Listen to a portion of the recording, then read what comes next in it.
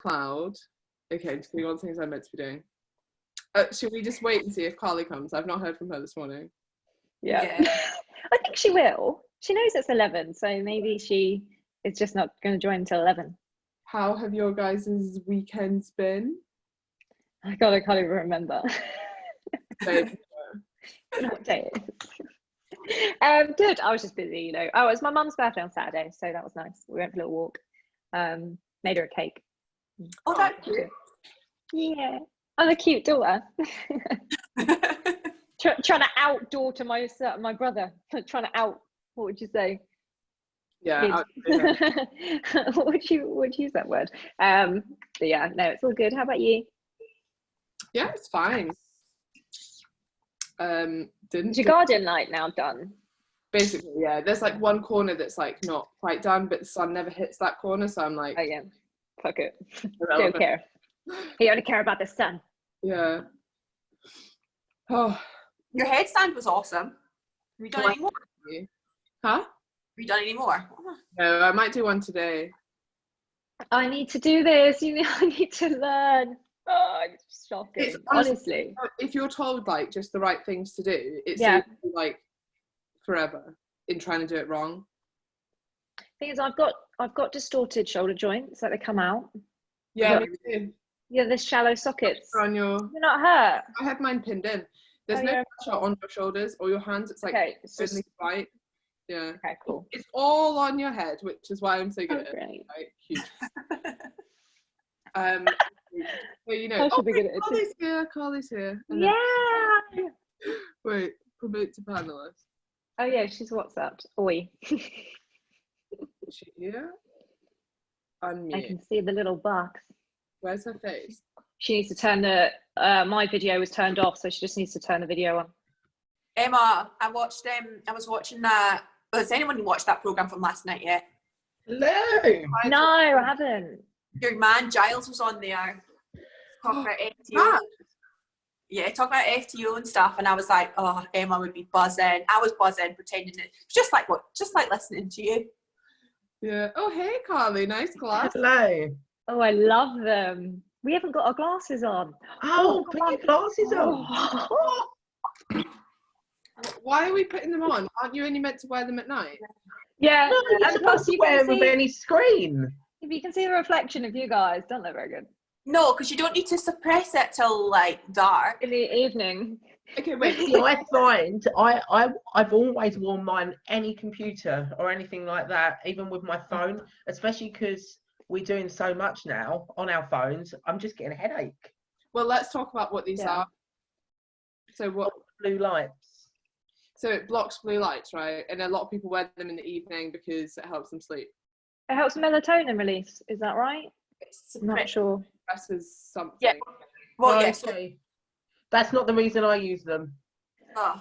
It's because all computers and TV, any electronic system has the blue lights in there. So what it does, the glasses removes it. The blue light suppresses melatonin release, but you don't but then so does daylight. You don't want to suppress melatonin release till you want to go to sleep. The evening. Yeah. That's why you're so tired, babe. Whack 'em off.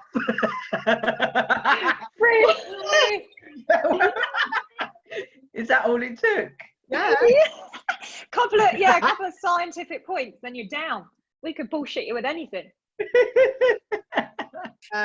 Okay, wait guys, I had a plan for this.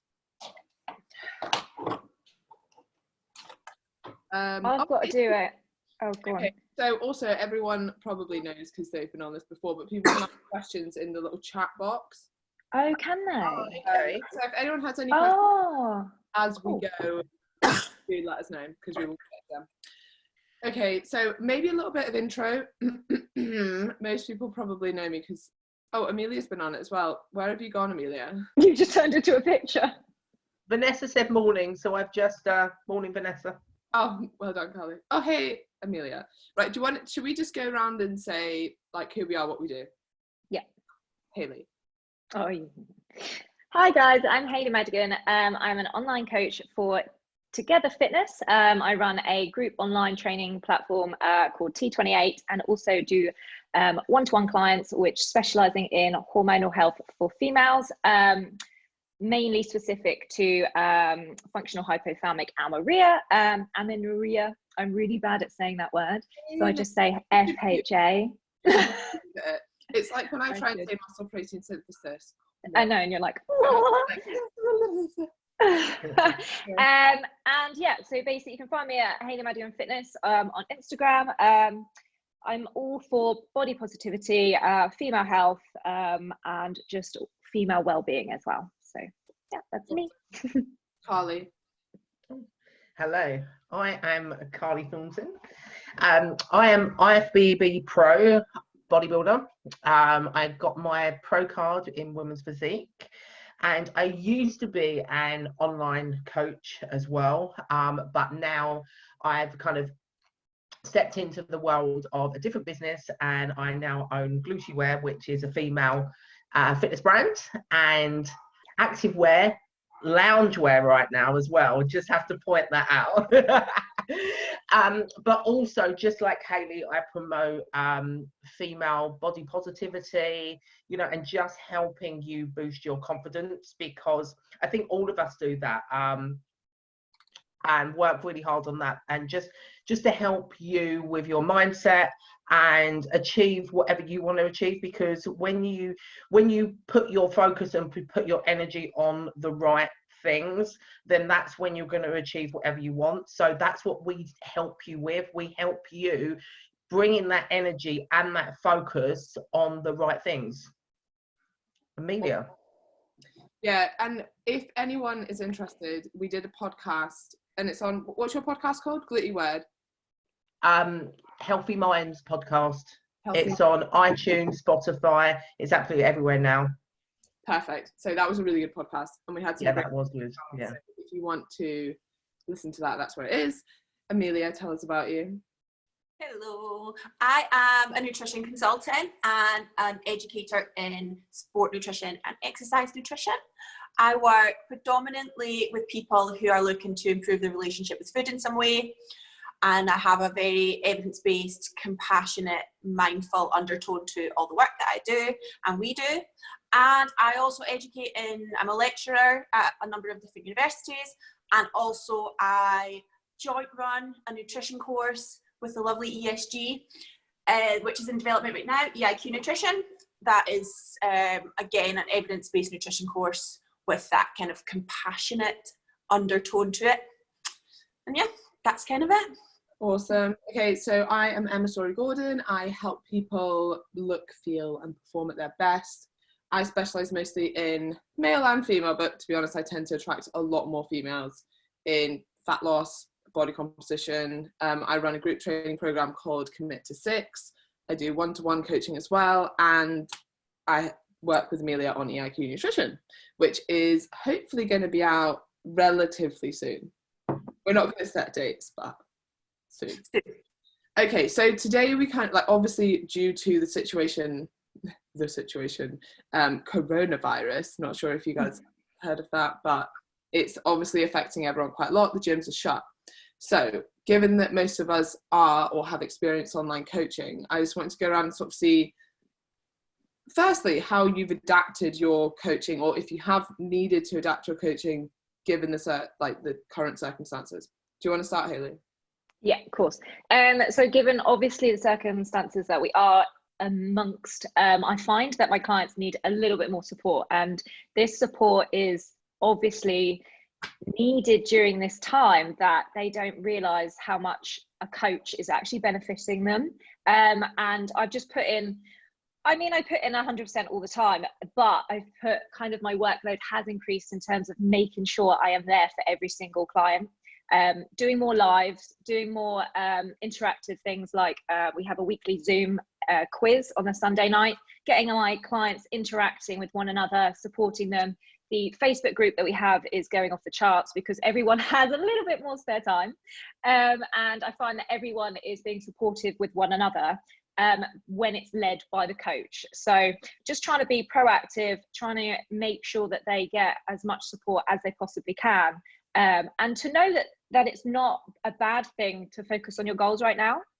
Like, it's okay to still focus on your goals, even if that is fat loss. And I feel like a lot of people then, at the same time, having said that, a lot of people don't want to focus on their goals, but they still need the daily, the weekly, the support that we offer.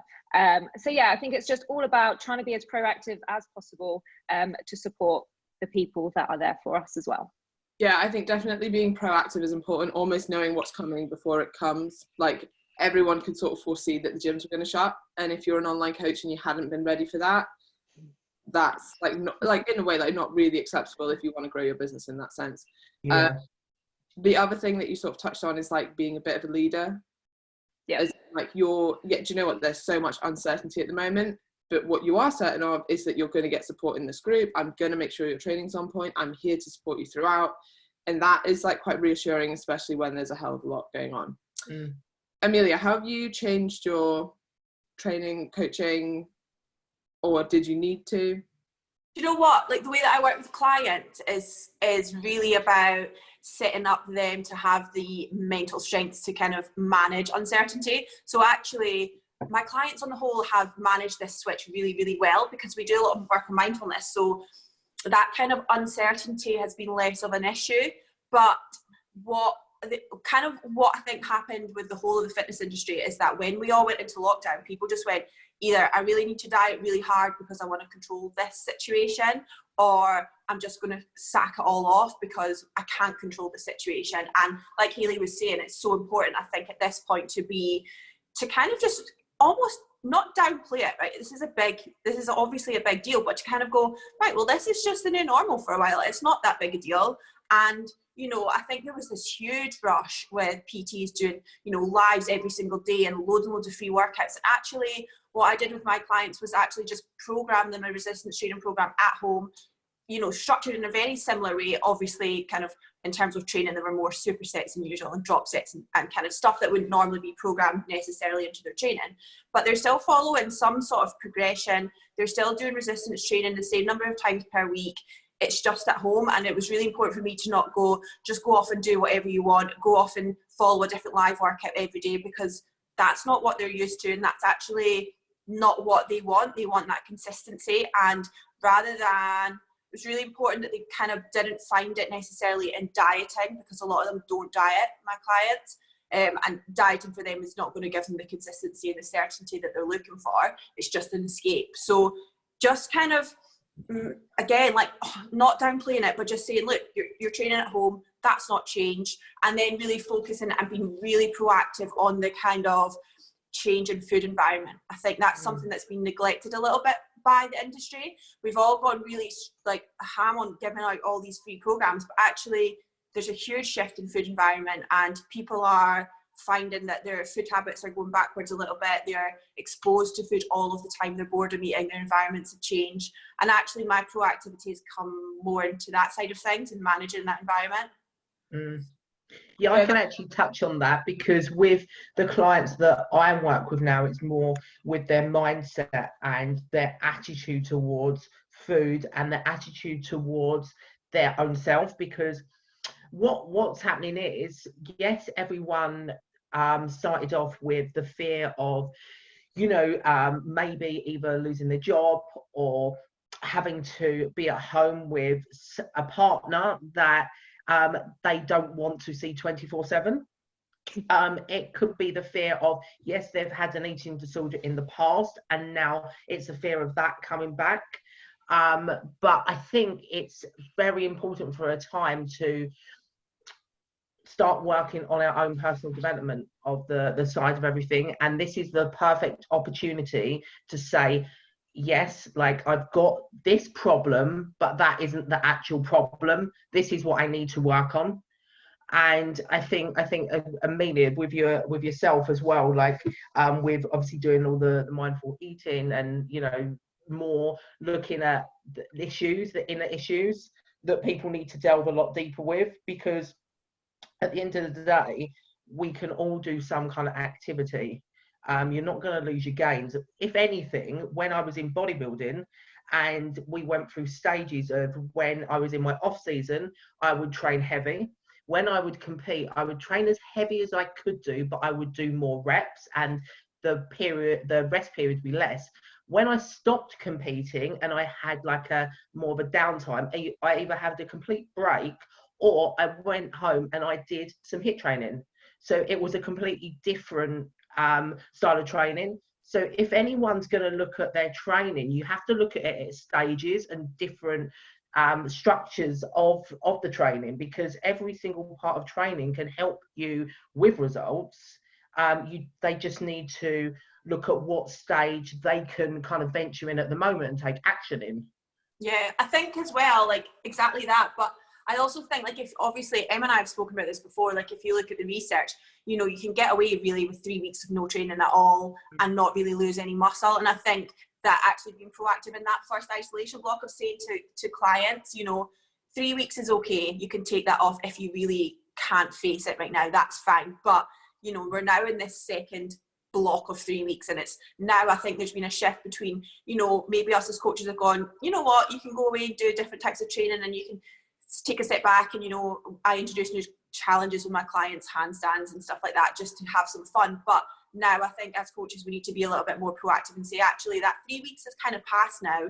You need to step up for yourself. And a conversation I've had with a lot of clients this week is, you know, at the moment mental health is so important and everyone's talking about being kind to yourself, but actually being kind to yourself sometimes is being proactive, and sometimes being kind to yourself is having your coach say, right, you got to step up for yourself here and actually start putting this in place, and it's not really okay for you anymore to not do that.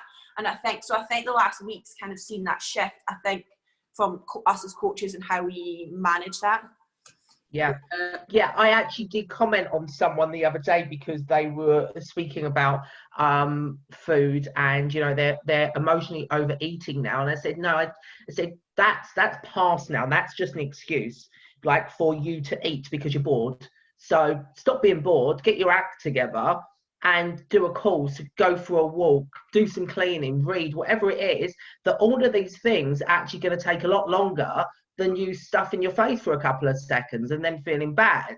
So it has to, I mean, you have to start taking action for yourself as well and thinking, you know what, I need to progress and I need to do something.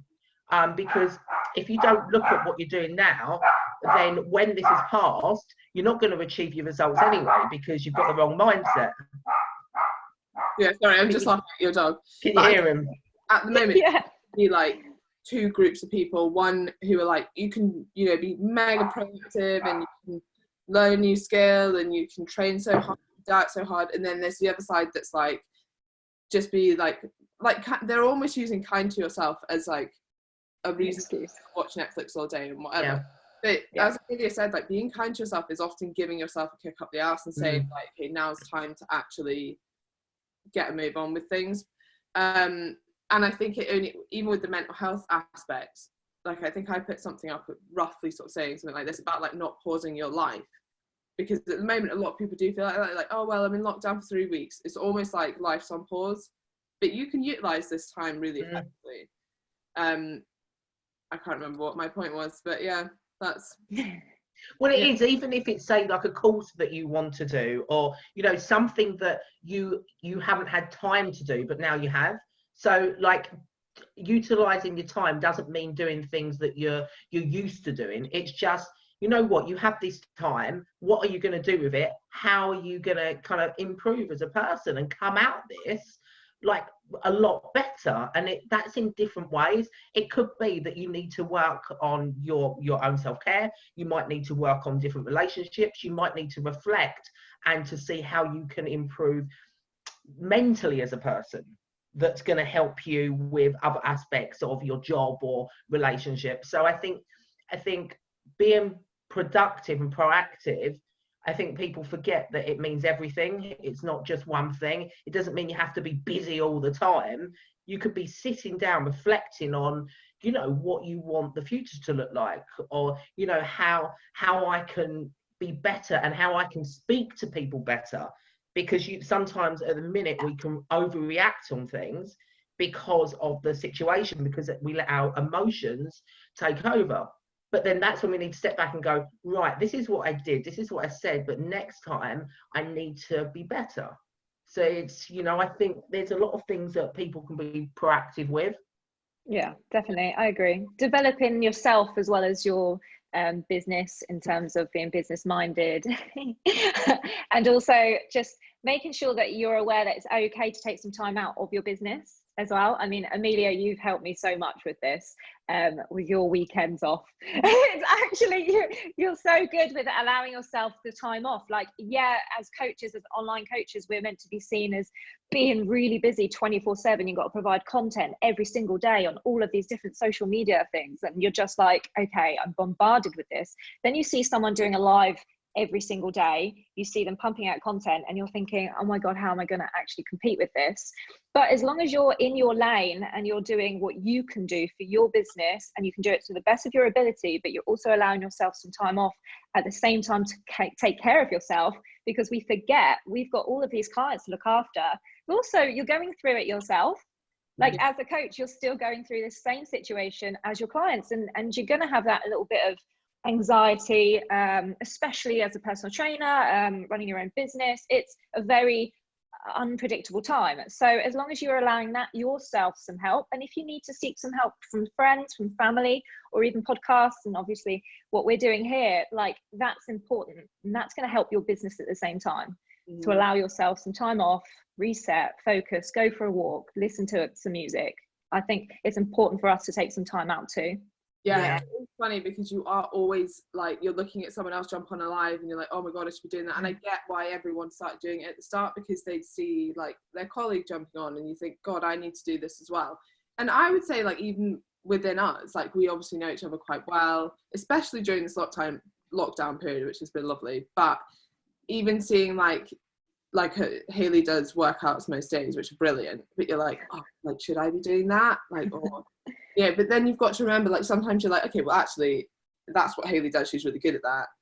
And my content's slightly different than that. And you don't have to be the same. And also you don't have to be, like, I think it's better that you're not the same, because then you stand out. It's like, okay, I'd go to Hayliegh for a workout and I'd come to Emma for something else and whatever. Anyway, Emilia, you wanted to say something?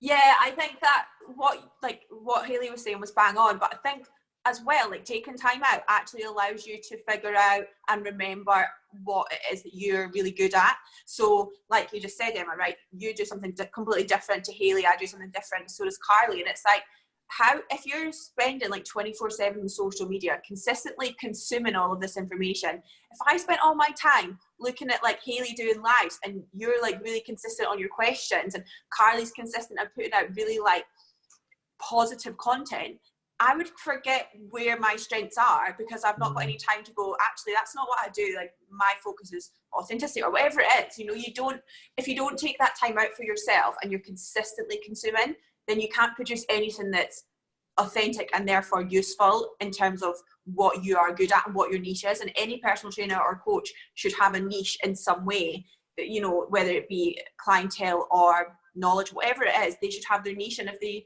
they're consistently consuming, you kind of lose that a little bit, and you kind of think, I should be doing what Hayleigh's doing, and my clients are not Hayleigh's clients, so why would I do what Hayliegh does? But without taking that time out, you kind of lose that a little bit. Gives you perspective, doesn't it? Yeah. Let's keep it on the like business side, because this is a pure gym business podcast or live, whatever.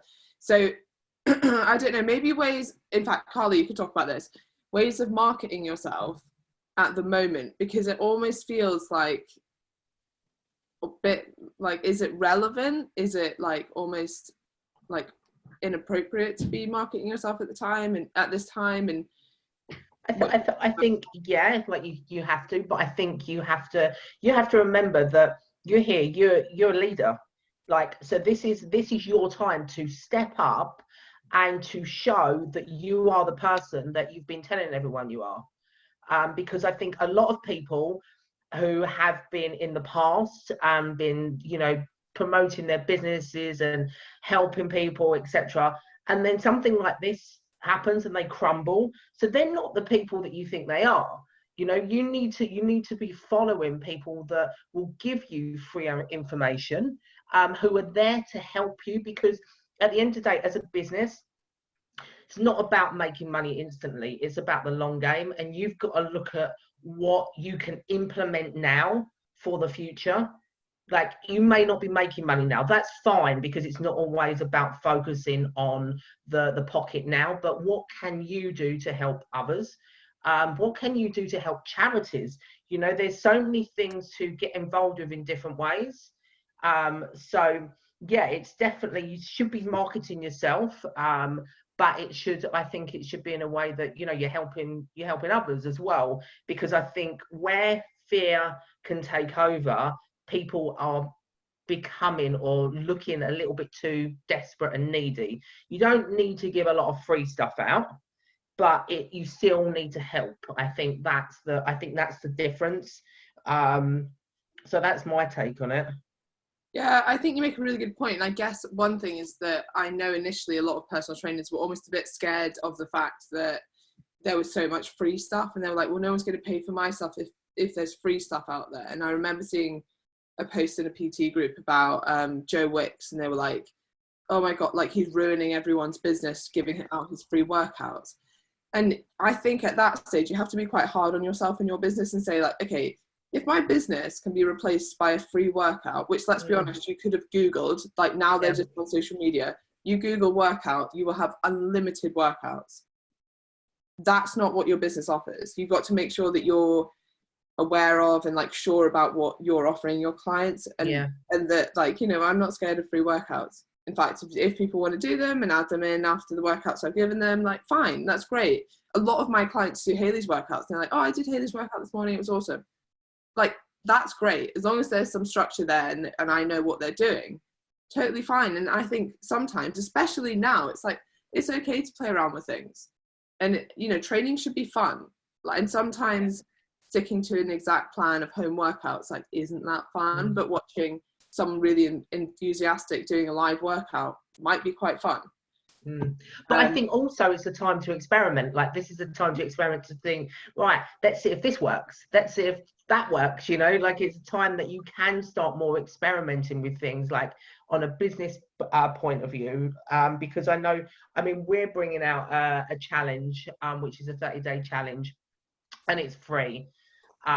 This challenge we were doing this before the lockdown had come, but now we're having to do SOS workouts because obviously, like, everyone's at home. So we've been filming them. But yeah, it's an amazing thing that we've got together, because what it is, it's to do with mindset as well as, like, it's got journaling there, it's got meditation, it's not just workouts. So it's an all-round kind of well-being challenge. But at the same time, they will get a nutrition template, but they're not going to get something that you offer. So there's a difference between free and the time it takes to, say, the time that you're going to take on a one-to-one, because you're looking at a one-to-one getting them results, whereas we're looking at results in a bigger picture. But then after that 30-day challenge, they're confident enough to say, come to you and go, look, I need added help now, I need more guidance, I need that structure, you know. So okay, one question for everyone, actually, and this is something I believe in quite a lot and have noticed in my own business. So when I first started, I might give people free workouts, I'd give my mates free workouts, I'd, like, offer some free stuff to try, like, as a bit of a buy-in, which is exactly what Holly's doing, which is great, and I think it will work really well. But largely, I think people don't value free stuff. So if you give away, like, I know that I used to do free 7-day challenge, loads of people would sign up. I would say like 60% of them finished or something. Then I changed it to, and it doesn't have to be expensive, £7, £1 a day, right? And it went to charity. So they just had to screenshot that they'd sent that to charity. That is enough money for them to buy into it.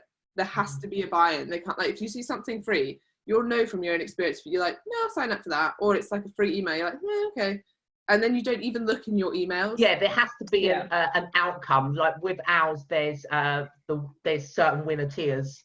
Yeah. So you win something out of it. Cool. But yeah, like you say, if it's something just predominantly free and you're getting nothing out of it, I personally wouldn't do it. Like, why? Yeah. Because I've got no outcome. But even if it is an amazing program, which I'm sure yours is, it won't be valued in the same way, and there won't be the same results because of the same buy-in. So there has to be a bit of a balance there.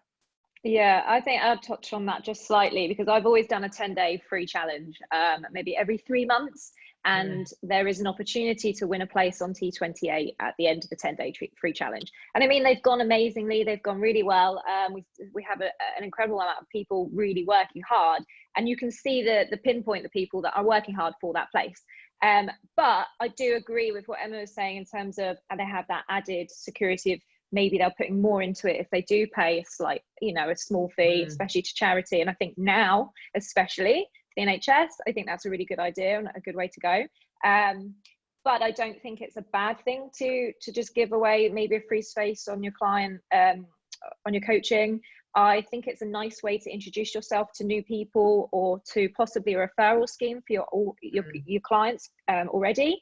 Maybe they'll refer friends and family, maybe they'll refer people that they are in lockdown with, and then you can educate them further in this free group, or making referral schemes. I think we're doing a good referral scheme at the moment. It's half price for obviously the people that are still members. If they refer someone, I feel like referral schemes do better than maybe free content at the moment. So that's the way we're trying to go with referrals and things. But I think they both have a place, and it just depends with the type of people you're working with and the type of people that want to get results at the moment. But I think we've got a chat at the bottom. Is there one chat? Hold on. I want to ask you something, because a client asked me this, and so they basically said, like, have you found it hard, given that, one, you're going through this as well, and two, you have all of your clients' worries kind of put on you as Carly was saying, like, as a bit of a leader.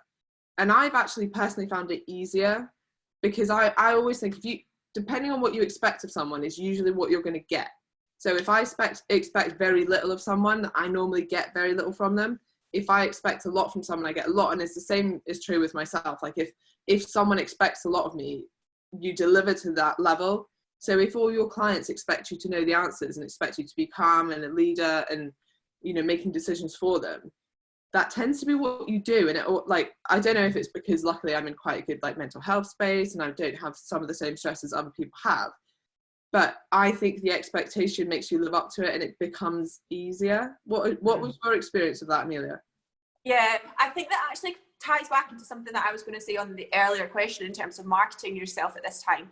I think it really comes down to, if you feel guilty about marketing yourself right now, that probably says a lot about what you offer. In the sense of, you should feel comfortable to say, I can actually help you. That is our job as fitness professionals, is to help people, especially in challenging times. So at these times, actually, it should be easy for us to market. It just, you might change the way you market yourself, but it says more about your business and you as a coach if you can't market yourself at this time, I think, rather than anything else. And I think that kind of ties into what you're saying, in the sense of, there is a bit of pressure in the sense of, we've got this going on for us as well, but that's our jobs. And actually, we're all pretty empathetic coaches, and we've had this discussion ourselves in the group about, when you've got a really busy client day and everyone's kind of maybe having a bad day, you do take it on a little bit yourself, and you do have to go out for a walk and just chill out a little bit. That's completely fine, but ultimately that's your job. And that's actually one of the most important parts of your job, is to be that person and be that support for people. And if you feel like crap, then you need to kind of take that elsewhere and actually switch off for the weekend and cry all day, if that's what you need to do for yourself. But ultimately, that's not okay to let that infiltrate into your clients. So a similar sort of thing, like, if you know that that's expected of you, then you step up and you do it, and you work more and you be that person. I don't really think there's an excuse to not be that person. Agreed. Right, we have a question. I'm going to fire this at Hayliegh first. What are the main challenges you are having with your clients at the moment? Does that differ from the norm, and how are you supporting them to overcome these things? Okay, so I actually find a lot of the challenges with clients at the moment are not only the ones that are doing really, really well are the ones that are proactive and taking part in everything that we kind of pump at them. And not only that, I think a lot of clients that maybe aren't doing so well, I don't hear from them as much. So they're the ones that I feel like I need to check in more and more and more, just to provide that support, and even just a message to saying, I know that I've not heard from you maybe for a few days or for a week, or you didn't check in this week. I just want to make sure you're okay. It's okay to not check in, and it's okay. We won't do body measurements. We're not talking about fat loss at the moment. Maybe let's change our goal. Maybe we need to change goals with certain clients, and just to allow them that it's okay to have that time off. Like, if you don't want to check in with me, that's absolutely fine. Just know that I am there as your coach to support you more on a mental side for anything at the moment. Does that differ from the norm? How are you supporting them to overcome things? Yeah, I feel like being as proactive as I can will allow them to see that I'm supporting them. A lot of my clients, I mean, they do the workouts that we set them, or they might just do my lives, or they might do anyone else's lives, and that's absolutely fine. Like, they don't have to do the set thing. And I think if they know that they don't have to do the set programs that they got, and they're not stressed out at the fact that they have to hit it every single day, just to allow your clients the flexibility that they need during this time, more so for mindset than anything. I feel like that's supporting them in a new way, and it's helping them. I do that anyway, but I just think we just allow a little bit more mindset and a little bit more of a support from mental side, the psychology of stuff that's going on, the stress that we have, and that they're just supported through that as well. And it's okay for them not to check in. It's okay for them not to do that workout if they don't want to, just as long as they know that they have your support at the same time. I just think that that's beneficial for them at the moment. Yeah, I think I do something a little bit different, actually. I've put a lot more structure in place. So there is a workout, you do it every day, and it's not like, obviously you don't have to do it, but you kind of have to do it. Like that, there's no thinking. It's like, I'm getting up, I'm doing this workout, I'm doing as many, like, I mean, step count goals are quite hard at the moment. Some people, like one of my clients is getting like 42,000 steps a day. Pretty sure he's not sticking to the 1 hour a day rule. Like, there's like nobody else apart from sheep. So I think it's quite safe. But some people are like, I get about 3,000. Like, I live in central London, I don't have a garden, and I'm not going to walk around my flat like all the time. So those kind of goals for me have had to change. But having quite a, like, I know client feedback has been like, having something to stick to that is quite rigid has been really helpful, because there's so many unknowns at the moment. And often I know that I'm like this. If I'm like, I'll work out tomorrow, but I haven't written what it is, it's very unlikely I'll do it. Or I'll do like some banded bicep curls and then like go and do some hoovering and then like reply to an email, and it's not a session, it's just distracted. The other thing I found, which is a tiny thing but so useful, is with my group coaching, I put a timer on in the group at 7:30 a.m, which is when like a lot of them like to train, and you just stick to that timer and do your session. Like, there's nothing special about it. I don't know who's training or who's not, but it works like amazingly well, which is quite interesting. And I do the same. Like, I'll do my workout then, and I'm like, I wouldn't be doing this if there wasn't a timer. Weird. Yeah. That's really good psychology, though. That I really like that. But I can totally relate to the structure point, because I think a lot of people need this, because obviously, their structure changed, but they can still have them time guidelines. So if they used to get up for work at 7 o'clock or whatever it is, then go for a walk at 7. Make that structure still, but for the new normal, as you say. So yeah, 100% structure. I think most people work a lot better with structure, because otherwise you can go on a tangent and actually do nothing in that day apart from flick through social media, thinking that everyone else is being productive. When the thing I want to point out though with social media is, you're seeing everyone be productive for that second that you're flicking through, but after that second, you don't know if they're chilling out having a cup of coffee. You know, we have to be mindful. Yeah. The thing is, we do now, because we speak so much on that group chat as well. Like, I'll see Hayliegh doing a live, and then 5 minutes later she's like, holy crap, that was I'm so breath from that workout. So you kind of do see the other side of it, which is good, and everyone should be aware of, for sure. Emilia, have you changed, like, or what are your clients struggling with the most at the moment? Do you know what? Mine's kind of an amalgamation of, I think, everyone's, in the sense of that initial few weeks, you know, you kind of have to allow that flexibility, like Hayliegh was saying. But now it's very much like everyone has to have their own structure, and my clients are really different to your types of clients.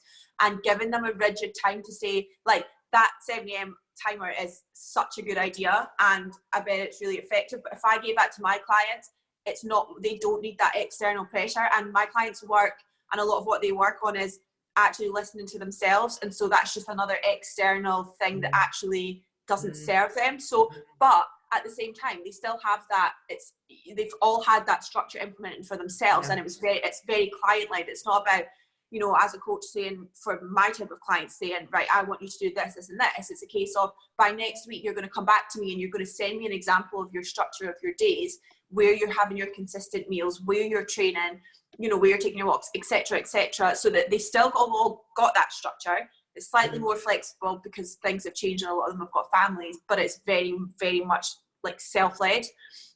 We'll still have certain lives in the group, and we'll still, like you guys, I think my Facebook group has kind of become a really key place for support for everyone. And it's not even, you know, it's led by us, and it was initially led by us, but now everyone is just, everyone just rolls off that, because that is our consistent, and it's our responsibility to keep that consistent.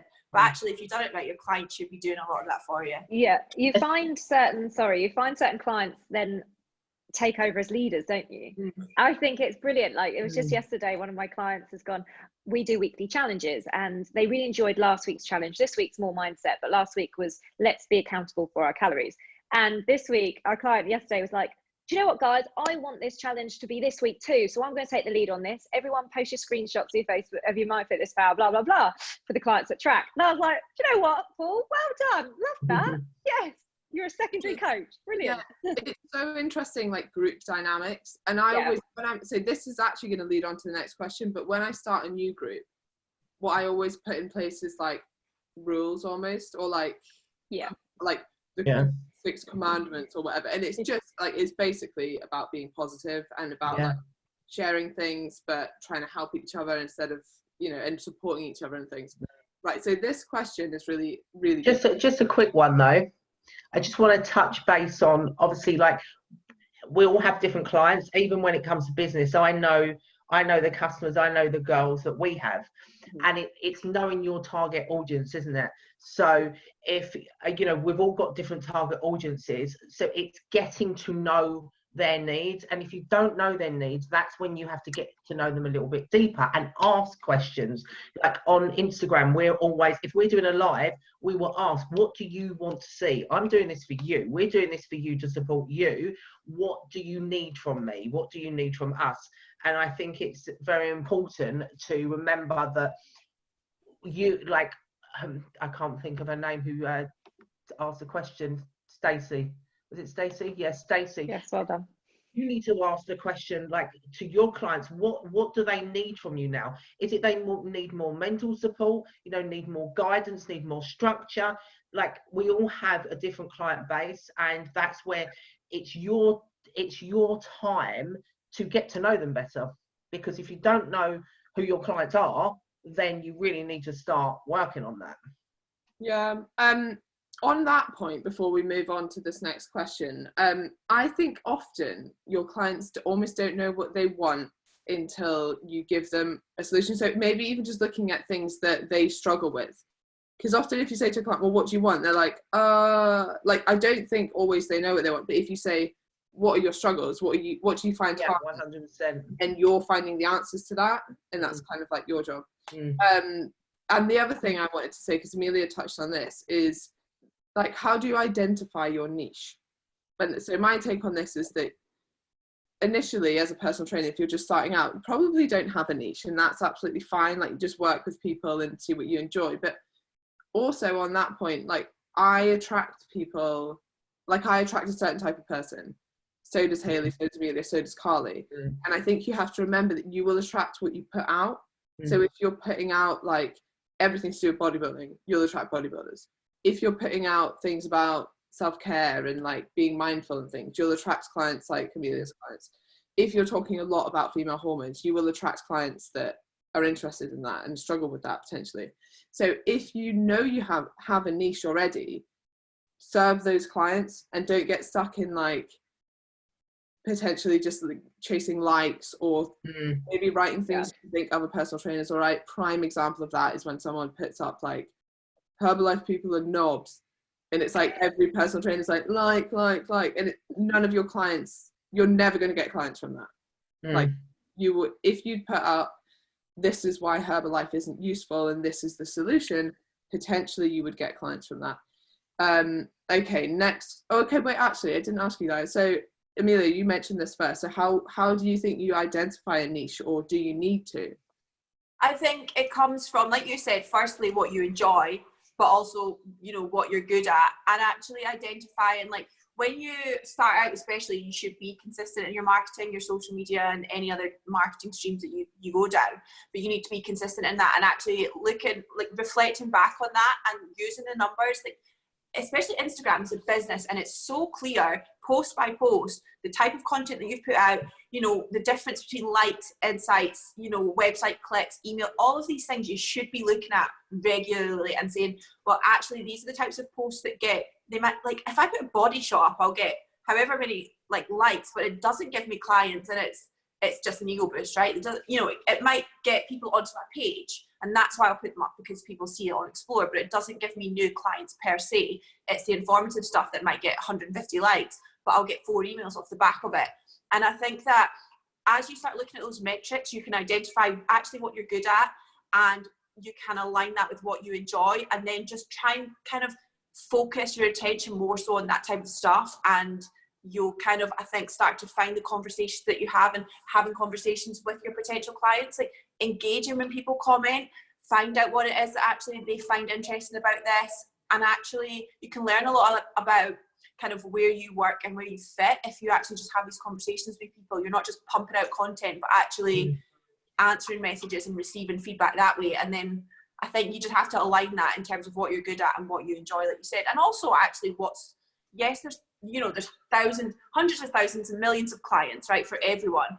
But at the same time, you don't really want to be exactly the same as someone else, because it's not a fun place to be, and you're always comparing, as much as the fact that there's enough clients for everyone. So actually trying to find something that even has a slightly different from someone else is obviously where you want to go. That's a really good point about like potentially putting up pictures that are going to get a hell of a lot of likes. And I don't mind that. Like, I think if I see someone's page and it is just literally pictures of their ass, I'm like, you have nothing important to say. But if there's like in between, you know, like, do you know what? Picture of your ass is fine. If you're putting content in between there, putting up a picture you know is going to get a hell of a lot of likes, great. But make sure you're also putting content in there. Carly, you know your marketing stuff, right? For Glutewear. We've got quite like a... Yeah, I mean, I know my target audience because obviously I've come from bodybuilding and women who weight train, who cannot find clothes that fit them because of the size of their legs compared to their waist, to their back ratios, to their chest, you know. So I know that is my target audience. And that's what I want it to be, because that's the clothes that will fit me as well. So yeah, I mean, I know my target audience in that way, and there'll be things that will probably be more kind of lifestyle-ish, but they'll still cater for that target audience, because like Emilia said, you know, you have to know your target audience, but 2, I had that in bodybuilding when I used to PT, and I would advertise that I'm a PT, and I'd put an underwear picture up. Now, I used to say, as Luke at the time used to say, no, I'm just getting all these likes, but I'm just not in business. And then, like, it's only where I grew and I kind of had to kind of take a step back and analyze everything. I'm thinking it's because I'm putting out the wrong content. Now, and I think it's also being authentic, isn't it? Because when you're speaking about something you're passionate about, you're authentically speaking and your energy's different. Whereas if it's something that you feel like you have to speak about, you haven't got that energy. And you'll probably notice that with like posts as well that you might do, that for me, I know when it's something I want to speak about, I get a lot more feedback, a lot more DMs saying how much it's helped them, than if it's something that I feel like I have to speak about. That's when it goes wrong. And I think, as you said, it's just about finding your niche from you being authentic and finding what you're passionate about talking about, I think. Hayliegh, thoughts? Yeah. You know what? You guys have literally hit the nail on the head in every single aspect you've talked about. I'm like, yes, I agree with that. Yes, I agree with that. I just feel like I look back about a couple of years ago, and I look back at my content and I think, geez, what the hell did I put out? That is not me now. And that's okay to obviously look back and think, okay, I've grown so much, and knowing that in a couple of years I'll grow from where I am now into something completely different, hopefully not too different. But I think it's okay to allow yourself to look back and think, okay, what have I worked on? What have I made myself today? And now what more can I work on now to create myself in a better way, to provide a better service? And I mean, you know, having a niche is fantastic, but I didn't know really my niche until I was 30 years old. So, I mean, it's going to take time. Hey, and that's okay. I'm 39. There's not an age, is there? No, like, of course not. Of course not. You could be 40 and you still don't know. I just think people have to remember everything takes time. Don't feel like you have to know your niche. You have to know your niche, because then you're never going to know your niche, because you just get worked up about it. I think it's just let it flow, isn't it? Yeah, exactly. That's an example. Like, we've all been in the fitness industry 10-ish years. Like, you know, someone asked me like, oh, how do you start doing this? I'm just starting. I'm like, well, 10 years of putting out good content might help. Like, there's often not a quick fix, but also the journey's really fun. Like, I've been in different areas, been interested in different things. Carly has we all have. And Emilia used to compete as well. Like, but the journey helps you at your end. Maybe this is still the journey, isn't it? So we're not at an end point. Yeah. Anyway, a question for you to start with, Hayliegh. I am looking to come away from one-to-one training and focus on courses. Like, I think she means like / group coaching. So, for example, 6-week courses to educate on nutrition and training methods and mindset. I know you guys do this, so advice on how to get it off the ground would be great, and any tips on how to run it effectively would be a great help. Cool. So yeah, in terms of like group training, so I started with one-to-one 6 years ago, probably more than that. And do you know what, when I got into group coaching, I think we started T28 just over a year ago. And we've had clients with us for the whole time since February last year. So we've had clients over a year. And the group training thing started from a 10-day free kickstart. It did start from a group that was free, and we did offer them incentives to join and referral schemes. But for I think, because when it says courses, I'm presuming you mean one group training. The group training aspect, like Commit to 6-week course, I always find that you need to sell it in a slightly different way. The fact that it's going to be group coaching, that you can provide a community. Like, people love a community aspect, and they love being part of something that you're a leader of. Especially from a marketing point of view, like on social media, if you're the leader of this community, people want to join this group. And just try and make sure that you can market this as something that is going to be a group aspect. You're going to support one another, but also the fact that they're still going to succeed in their goals, and you're going to be with them the whole time. There will always be people that would just want one-to-one. You'll always have people that just want one-to-one and they don't like the group aspect. But then on the other hand, you've got lots of people that love a group community. They love Facebook groups. They love interacting with others. I just think it's just important to just get it off the ground as much as you want to. Just do it. Like, I used to be such a procrastinator with things like this. I'm like, oh, I'll do it next week. Just do it. Just get focused, create some content, and put it out there. Yeah, do you know what? It's really interesting, because I've obviously watched you guys do groups for years, right? So that's a year. Emma, you've been doing yours for years, and I've only been coaching for 2.5 years. But I was really reluctant to do groups. So I only launched the BMC on January this year, and actually I'm not the lead coach on it. One of my other coaches, Louis, he runs it.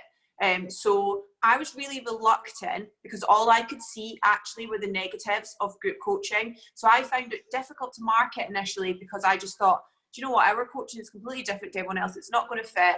I give too much time to one-to-ones. I don't know how they're going to get this in group coaching. And that reflected in how easily I found to market the group.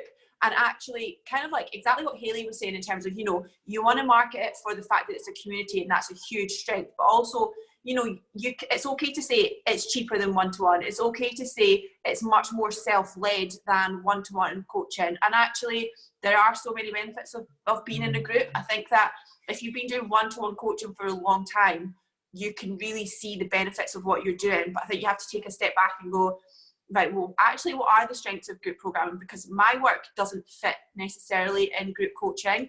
And so it took a bit of a shuffling, and you have to be really mindful of not trying to replicate what you do one-to-one in a group coaching setting, because it doesn't work. And it's also not great for your, you know, for time and cost effectiveness. It just doesn't work. So you're not doing the same thing. It's not the same thing just with one check in a month or whatever it is, however it is you want to do it. You have to come at it from actually pretty much fresh eyes and actually take a step back from what you'd normally do. And I know that that's what I struggled with when I first started, and really finding strength in the group rather than what they're missing out on.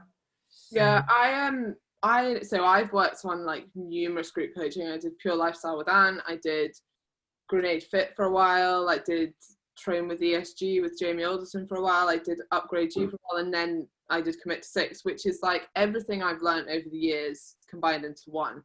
But something that both of you have touched on, like, it isn't one-to-one coaching. It is different. I actually program so I do check in with them every 2 weeks. So they are getting quite a lot of one-to-one, but for it, like, I can't take on more than 50, 60 clients. Like, it's unmanageable in that sense.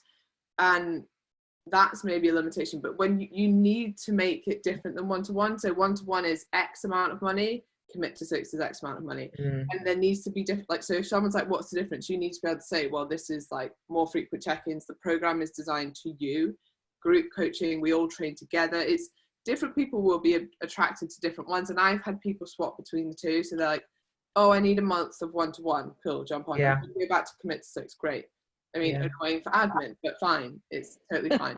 But things about like setting it up, I know Hayliegh, you use an app as well, don't you?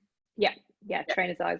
Yeah, and I use my PT Hub, but it's the same sort of thing. But making sure you have the right processes in place. And it sounds like you want to do something quite similar to what I do, which I call like applied fat loss education. So you're learning while you're losing fat about how and what and why. And you need to figure out how you're going to deliver that. So I do a weekly podcast that answers all their questions. Or if you want to do lives in the group, but I would say that podcasts, you're more likely to listen to a podcast doing whatever you're doing than doing a live in the group that if you're busy, you're just not going to watch. And I've never watched a live back. So I think the question I'd ask to Michelle, though, is why she wants to come away from one-to-one and do the courses. Like, why not do both? Because you're going to have different audiences that want different things. Like, why section yourself off to something new when you can keep clients doing a one-to-one who are more specialized, get more time, and then, you know, you have your other course. So that's something that I'd want to know, like, why come away from it? Yeah, I would never come away from one-to-one. It's like bread and butter. It's what you do. It's what you're good at. And then it kind of makes it less of a risk because you've still got all your one-to-one. You're going to try this group coaching thing. The thing is, the one-to-one are going to be more your reliable clients, whereas the courses are going to be, you know, maybe they're a little bit flaky, a lot of them. So, you know, they're not going to be your, as you say, your bread and butter. That they are the one-to-ones. So yeah, I definitely wouldn't shy away from doing it, like stopping one-to-ones at all. Yeah, no, I wouldn't stop, but then I purposely put my one-to-one price higher because I want people to go to group coaching, because I can manage more people doing that. And then you're able to spend, like, definitely don't cut your time short. Like, one, you need time for yourself, and two, you just can't deliver that level. Like, you know, I'll sometimes have like 30, 40, sometimes close to 100 on very bad weeks check-ins to do. You need time between that, or you end up just getting stale and you're like, yeah, it's fine. But anyone would. Like, you need to make sure that your clients are paying for a service. You need to make sure you can deliver it. So I wouldn't take on too much of both. but I would definitely keep your one-to-ones to start with. Okay. I just want to check that I've covered everything I wanted to cover. Yes, I think I have. Although I'm going to plug 2 things. So sorry. We are doing a Fitness Unfiltered conference. The lineup is amazing. Emilia is in it, but there's some, like, we have James Smith talking, which will hopefully bring in the crowd. And now like Jamie Alderton's talking on the Business Roundtable. Phil Graham is talking. Phil Lerney is talking. Some doctors are talking. Loads of amazing people. So it's £20 donation to UNICEF is the price of the ticket. And no exaggeration, you would be paying hundreds to see these people talk in real life or whatever. So it's an amazing lineup, because obviously everything is online at the moment. So if you want to sign up for that, go to www.fitnessunfiltered.co.uk. And if you want to sign up to hear about the EIQ Nutrition opening first, go to www.eiqnutrition.com. Thank you. Does anyone else want to, Hayliegh, where do we find you? At Hayliegh Madigan Fitness. At Hayliegh Madigan Fitness on Instagram, and www.togetherfitness.co.uk is my website. Carly. It will be Carly__Thornton. Otherwise, my website is launching this week, which will be just carlythornton.com. Awesome. And glutewear.com. And Emilia? Instagram is Emilia Thompson PhD, and my website is just emilia.fitness. Awesome. Oh, also one thing. Sorry. We are doing a charity. I'm just going to bring it up for NHS, where we're going to be raising money. So we want different businesses involved with it. So, for example, we have different goals. We have a £100 goal, we have a £1,000 goal, and we have a £2,000 goal. With the £100 goal, what we're getting is once we've got the £100, Glutewear also going to donate £100, so that's £200. And we also want other companies doing that too. CMP are doing it. I've got a CBD oil that are getting involved, which obviously they're all going to be promoted on the website, etc. So if any other businesses want to get involved. And how do they get involved? How do they? They have to email marketing@glutewear.com. Awesome. Okay, great. And you can find me at ESG Fitness on Instagram. And Emilia and I, as if you hadn't heard us speak enough tonight, on Emilia's page at 8 p.m, and that's going to be all about what fat is, a bit about, in fact, there's a bit of this and that, isn't there? A bit of creatine. Set point theory. Oh, set point theory, yeah. It will be very exciting. Okay, so guys, thank you so much for coming on. Thank you. Thank you for having us. You saying thank you as well. I know it says that I'm Anthony Park in the middle, but anyway, useful for everyone. And if anyone has any questions about anything, feel free to message any of us. I'm sure we would be happy to help. Thanks. Bye. Thank you. Bye.